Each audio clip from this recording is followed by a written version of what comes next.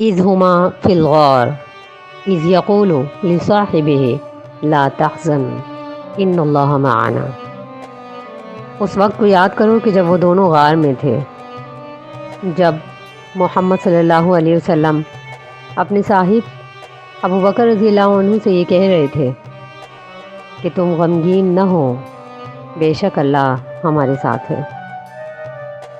یہ واقعہ کچھ اس طرح ہے کہ ابو بکر رضی اللہ عنہ کو جب کفار نے بہت تنگ کیا اور انہوں نے جو اپنے گھر کے صحن میں ایک چبوترا مسجد کی طرح بنا لیا تھا، اس پر نماز پڑھنے اور تلاوت قرآن کرنے سے منع کیا، تو ابو بکر رضی اللہ عنہ نے مدینے کا قصد کر لیا۔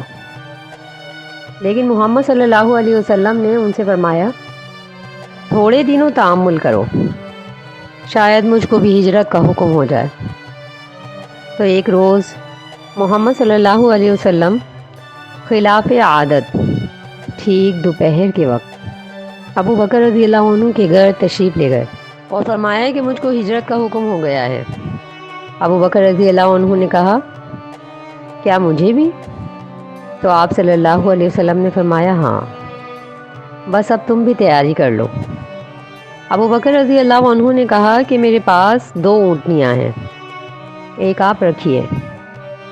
آپ صلی اللہ علیہ وسلم نے فرمایا مجھے قیمت کے ساتھ دو گے تو قبول کروں گا۔ چنانچہ آپ صلی اللہ علیہ وسلم و ابو بکر رضی اللہ عنہ جبل سور کے غار میں 3 دن تک ٹھہرے رہے۔ یہ جبل سور مکہ سے 3 میل کے فاصلے پر ہے۔ ابو بکر رضی اللہ عنہ کا ایک غلام عامر بن فہیرہ اسی جنگل میں بکریاں چرایا کرتا تھا۔ وہ اندھیرے کے وقت کچھ بکریوں کا دودھ لا کر آپ دونوں کو پلا جاتا۔ پھر ابو بکر رضی اللہ عنہ نے مدینے تک ایک شخص کو جو کافر تھا راستہ بتانے پر متعین کیا۔ وہ دونوں اونٹنیاں لے کر چوتھے روز غار ثور پر آئے۔ آپ صلی اللہ علیہ وسلم و ابو بکر رضی اللہ عنہ اونٹنیوں پر سوار ہو گئے اور عامر بن فہیرہ اور وہ راہبر پیدل ساتھ ساتھ رہے اور مدینہ کے دریا کے کنارے کے راستے سے روانہ ہوئے۔ جس رات کو پہلے پہل مکہ سے نکل کر غار میں رہے، اس صبح کو کفار مکہ نے آپ صلی اللہ علیہ وسلم کی تلاش میں آپ کا پیچھا بھی کیا، یہاں تک کہ جب غار کے قریب یہ لوگ آ گئے اور ابو بکر رضی اللہ عنہ کو ان کے قدم نظر آئے تو بڑا اندیشہ ہوا، کیونکہ یہ لوگ نبی صلی اللہ علیہ وسلم کے قتل کی فکر میں تھے۔